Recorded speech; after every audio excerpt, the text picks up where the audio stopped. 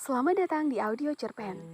Channel ini dibuat untuk membantu Anda dapat menikmati beragam cerpen berbahasa Indonesia yang sudah tayang di media cetak di Indonesia. Jangan lupa untuk subscribe dan juga like atau juga request cerpen yang akan dibacakan selanjutnya. Audio Cerpen membantu Anda untuk tetap bisa menikmati cerita-cerita pendek dengan tanpa membaca. Selamat mendengarkan. Lubang Besar di Kepala Poni, cerpen karya Diagara Andromeda, terbit di id.id 20 September 2022. Sudah lama Lendra tak melihat istrinya Lian berjalan-jalan keluar rumah. Yang dikerjakan sehari-hari hanya merenung, makan biskuit, kemudian membaca buku di sudut ruangan. Lama juga Lendra tak melihat Lian sibuk mengurusi poni, kucing Persia kesayangan mereka. Lian seperti kehilangan sesuatu yang amat berharga, namun tak punya gairah untuk mencarinya. Menurutmu, hari apa Tuhan pasti tertidur lelap? Lian bertanya pada Lendra. Wajahnya serius. Dahi Lendra berkerut untuk kesekian kali, gamang. Lendra melirik wajah Lian beberapa detik, mencoba menebak apa yang dipikirkan Lian. Pertanyaan yang sama sejak seminggu yang lalu, yang saban malam selalu terulang dari bibir Lian membuatnya semakin was-was. Satu alis lelaki itu bertaut, ia pijit-pijit kemudian. Tak tahu harus menjawab apa. Mungkin Senin, jawab Lendra asal. Ia kembali pada aktivitasnya membaca komik, sementara istrinya mengangguk-angguk, mengangkat buku, membaca. Sesekali wajah Lendra mencuri pandang wajah istrinya yang seperti tegang. Bukankah? Istrinya menyela ucapan Lendra. Senin itu hari sibuk, mana mungkin Tuhan tidur di hari sibuk. Lian nampak merenung. Ia berdiri, mondar-mandir, mendekati meja makan tempat suaminya menyeruput kopi. Kau sepertinya terlalu lelah. Kau perlu tidur, sayang. Tidak usah baca buku lagi. Lendra merangkul istrinya, mencium lehernya dengan lembut. Tapi Lian memerhatikan bagian belakang kepala suaminya ketika tidur. Bayinya Audrey sudah ia susui dan ikut tertidur pulas. Pandangannya semakin hikmat. Ia usap rambut Lendra beberapa kali, mencari-cari sesuatu yang seperti kasat. Sesaat ia melenguh karena tidak menemukan apa-apa. Seharusnya Lian percaya tidak akan ada apa-apa selain dirinya yang bersarang di otak suaminya. Ia tahu cinta Lendra hanya untuk Lian, tidak ada yang lain. Esoknya, Lian bangun pagi sekali. Sengaja memasak nasi goreng untuk sarapan suaminya yang akan berangkat kerja. Bayi Audrey masih terlelap. Perasaan Lian begitu gempita. Si bayi yang saban malam tidak rewel membuatnya bisa bangun lebih pagi. Ketika Lendra selesai mandi, Lian menengok ke arah suaminya sejenak. Memerhatikannya dengan seksama. Lendra hanya mengenakan handuk untuk menutupi tubuh bagian bawah. Otot-otot tangan Lendra mencuat di sana-sini, tampak kekar dan gagah.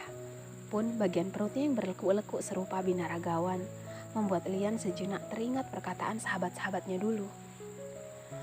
Suamimu itu putih, ganteng, badannya berotot. Siapa cowok yang tidak suka melihat cowok kayak gitu, Li? Sandra, kawan SMA-nya nyeletuk. Sandra berbicara sambil mengernyit-genit, mungkin membayangkan badan Lendra yang seksi. Iya, Lian. Rawan punya suami kayak suamimu tahu. Bikin jantung perempuan kerces-kerces gimana gitu. Kamu harus benar-benar jaga deh pokoknya. Jangankan cewek, cowok aja kalau lihat suamimu jantungnya bisa kebat-kebit.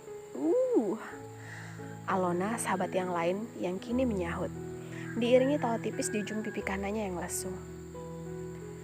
Lian hanya meringis, tidak menjawab apapun perkataan kedua sahabatnya. Ia hanya memainkan makanannya di depannya tanpa punya keinginan untuk menghabiskan. Pertemuan dengan sahabat-sahabatnya hari itu membuat selera makan Lian kian rontok. Pun hatinya dikecam perasaan gelisah. Takut apa yang dikhawatirkan kedua sahabatnya menjadi kenyataan. Seharusnya Lian tidak memikirkan hal ini sampai berlarut-larut. Tapi nyatanya omongan teman-temannya itu sudah merasuki pikirannya sedemikian pelik. Lian cemburu pada sesuatu yang belum tahu apa. Itu sungguh di luar nalar. Kok malah bengong? Lendra kini sudah ada di belakang punggung Lian, memberikan kecup kecil di bibirnya yang ranum. Pipi Lian merona. Lendra memang suami yang romantis. Senyum tipisnya terpeta. Nah gitu dong, kan cantik kalau senyum gitu. Kamu, Lian tersipu. Lantas tangannya dengan sikap menyendokkan nasi goreng ke atas piring Lendra, menaruh mentimun, bawang goreng, serta kerupuk di atasnya. Lian kemudian memberikan piring itu ke Lendra.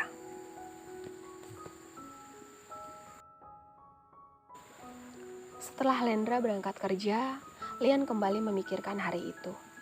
Hari di mana Tuhan pasti tertidur lelap. Tidak tahu mengapa otaknya bisa mengelana sejauh itu. Namun ia penasaran tentang lubang bersuara itu.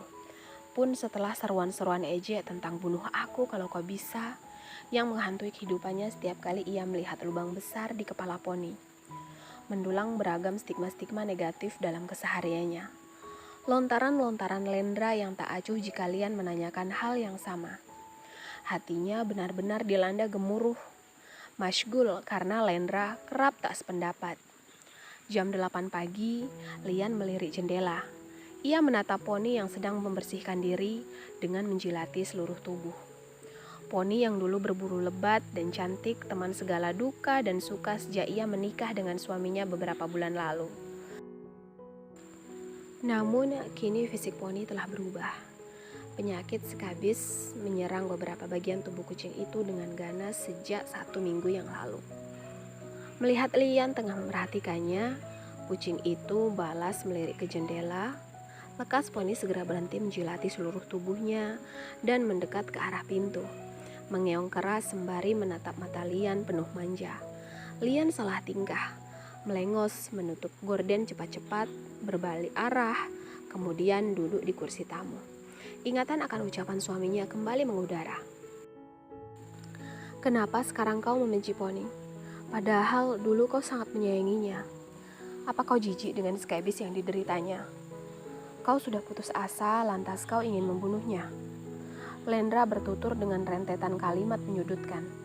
Lian melotot ke arah Lendra. Tatapannya sinis, bibirnya belum bersua apapun, bergetar. Seperti ada taring yang mencabik-cabik tubuhnya. Posisi poni di matanya sama seperti Lendra. Tapi kejadian beberapa hari silam membuat hati Lian begitu patah. Ada sebab yang meluber seperti api menyembur-nyembur. Aku jijik sama poni bukan karena skabisnya, tapi karena hal lain. Lian berteriak lancang membela diri. Lalu apa? Apa yang membuatmu benci poni? Lendra bertanya menyudutkan. Lian masih terpaku di kasur tidak menyahut. Tak lama Lian masuk ke dalam kamar, mengambil guling dan memelintir-lintir ujung sarungnya. Sesekali Lian menahan nafas, mendengus-dengus kemudian melepaskan. Emosi telah merajam kepalanya bak panas yang meletup-letup. Aku benci poni. Aku tidak suka dibohongi, gusarnya sambil terisak. Beberapa menit Lian berkecamuk dengan pikirannya sendiri. Lubang yang menganga di kepala poni membuatnya teringat tentang kejadian menjijikan itu. Poni seperti halnya Lendra adalah miliknya utuh. Namun ketika poni tidak lagi setia kepada Lian dan memilih wanita lain sebagai mahkota hati, itu membuat Lian jijik. 1 minggu yang lalu, poni seringkali kelayapan, pergi dari rumah diam-diam dan pulang ke rumah saat mau makan atau mandi saja. Esoknya, Lian mengikuti poni kemana kucing itu berkeliaran. Poni menyambangi sebuah rumah tak jauh dari tempatnya tinggal. Seorang wanita muda mengenakan scarf hijau dan blus dengan warna senada keluar dari rumah bergaya klasik Eropa itu dan memberikan poni makanan kaleng. Jari-jari lentiknya mengelus-elus bulu-bulu poni dengan penuh kasih sayang. Sore hari, Lian melihat kepala poni memiliki lubang sebesar lingkaran bola tenis. Sosok wanita muda itu tergambar di kepala kucing itu. Hal inilah yang membuat Lian merasa tersisih dan jijik kepada poni. Lian tidak suka diduakan. Hari ini hari Senin, aku akan melakukannya. Lian menyambar kunci sepeda motor, menggendong Audrey, dan memasukkan poni ke dalam kandang. Lian menstarter motornya terburu-buru. Setengah jam kemudian, Lian sudah sampai ke Gimdick Woods, tempat Lendra bekerja. Dari kejauhan, Lian melihat sosok yang tak asing. Suaminya tengah berbincang akrab dengan seorang wanita muda berpakaian ketat dengan peralatan kettlebells. Wanita muda yang sangat ia kenal. Sambil menenteng poni di tangan kiri dan menggendong bayi Audrey, mata Lian melotot, murka, angkaranya ruah. Otaknya memutar memori tentang ucapan Lendra beberapa waktu silam. Mata Lian mengerucut, kian liar menelusur gerak-gerik keduanya dari kejauhan. Lian berjalan pelan-pelan, berusaha tidak menimbulkan suara. Lendra masih membelakanginya. Lian semakin maju dan maju. Matanya terus-menerus memerhatikan kepala Lendra yang kini tampak berlubang besar. Ada sosok wanita lain tergambar di sana. Lian jijik. Lubang itu sama seperti yang dipunyai poni. Kecamuk prasangka mengaliri darah di kepalanya. Perasaan marah berdentum-dentum tanpa henti. Barbel yang ada di sebelahnya ia angkat. Keduanya menoleh bersamaan. Dalam hitungan detik, Lian menganyunkan barbel itu ke kepala Lendra disusul si wanita. Aku sudah mengakhirinya. Aku sudah mengakhirinya. Aku yakin Tuhan tidak akan melihat perbuatanku. Oceh Lian berulang-ulang. Lendra dan wanita itu terkapar. Tawa Lian pecah berderai-derai. Darah tumpah berair bah. Hal itu membuat Lian bertambah jijik. Dia Gara Andromeda, pecinta kuliner dan penyuka warna hijau. Hobinya membaca buku, menulis, dan memasak. Ibu 2 anak. Kumcernya Percakapan Sepasang Takdir di penerbit Media Kita 2014. Bisa dihubungi di Instagram @diagara atau FB Dia Gara Andromeda atau email diapotter85@gmail.com.